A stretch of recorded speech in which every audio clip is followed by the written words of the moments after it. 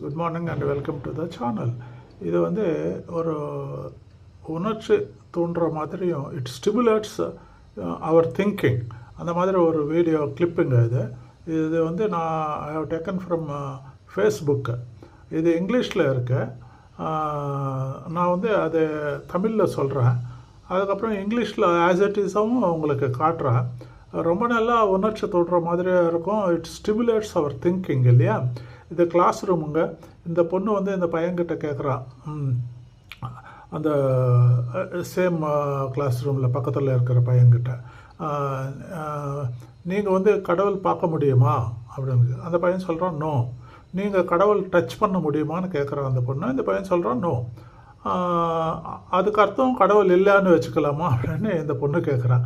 இந்த பையன் அதுக்கு பதில் சொல்கிறதுக்கு பதிலாக கவுண்டர் கொஸ்டின் கேட்குறான். இந்த பையன் அந்த பொண்ணுக்கிட்ட கேட்குறான், can you see your brain அப்படின்னு கேட்குறான். நீ உன் பிரெயின் பார்க்க முடியுமா அப்படின்னு இந்த பையன் கேட்குறான். அந்த பொண்ணு இல்லை அப்படின்றான்.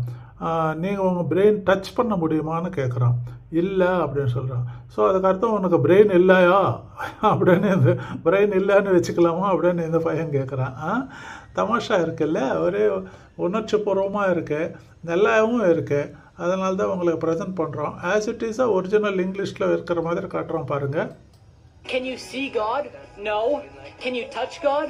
No. Then there isn't a God. Ma'am, can you see your brain? No. Can you touch your brain? No. Oh, so you don't have a brain? எப்படி ரொம்ப நல்லா ப்ரெசென்ட் பண்ணியிருக்காங்க இல்லையா. ஃப்ரெண்ட்ஸ், ஒரு சின்ன ரெக்வஸ்ட்டுங்க. Kindly like, share, subscribe.